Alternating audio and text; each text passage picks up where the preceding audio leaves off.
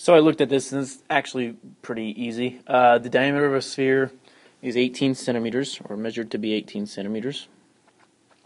So we have this being 18.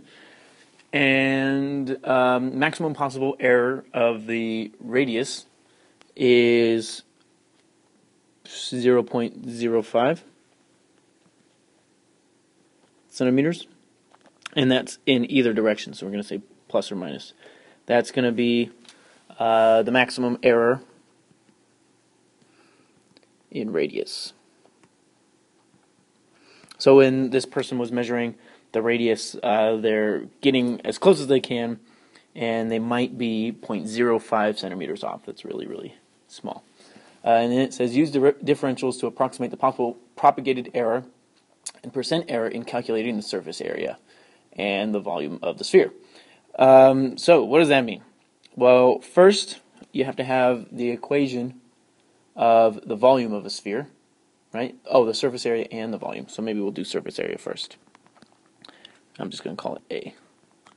And area of a sphere, the surface area of a sphere, I think is 4 pi r squared.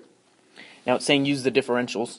So you take the derivative, dA dr equals 8 pi times r, and you multiply both sides by dr.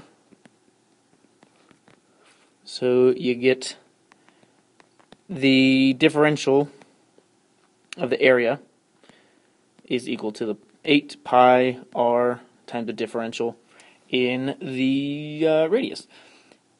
What does that? Well, here's what I found. This is the differential in the radius, meaning you can be off by that tiny amount. So we'll just substitute. dA equals 8 times pi times 18, because the radius is 18, and then times the amount that you could be off by, plus or minus 0.05. And you multiply all that out. What did I get? So the differential of the area is plus or minus 22.61946. I'm just writing down all the decimal places. Centimeters squared. So that means if you're off by 0.05 when you measure the radius, you could be off by 22.6 blah blah blah blah 22 centimeters squared for the area when you calculate the area, because the error just gets amplified. That should make sense. So there's the propagated error for the area. Maybe I'll do the propagated error for the volume. You do it the same way. Start off with the volume formula.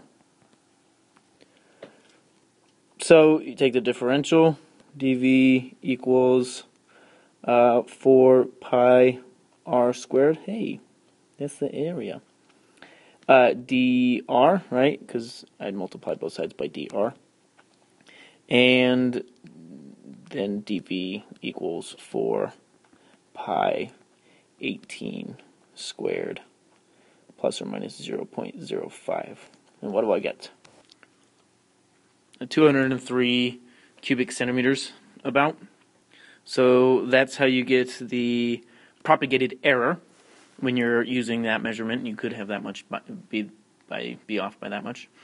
And then to find the percent error, you just do dA over what it would be if you were 100% accurate. So whatever the area is, and then you times it by 100. So in this case, it would be 22.619467111. I'll calculate the area. That would be just 4 pi times what? 18 squared. I'm using the area formula. I'm using that. Yeah. So A is, I have it written down. So we have that. We'll divide the two and times it by 100.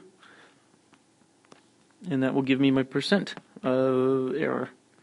4071.50. Whoop. I'm just going to let it go.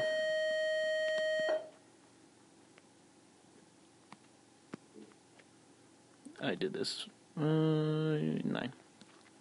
What is that? Like 0.56? 0.5, it's 0.5 repeating percent. So that's there, 0.5%. That's nice and easy. And then you do the same thing for volume. Calculate the volume and divide it by the differential. So that's number 87. I'm done now.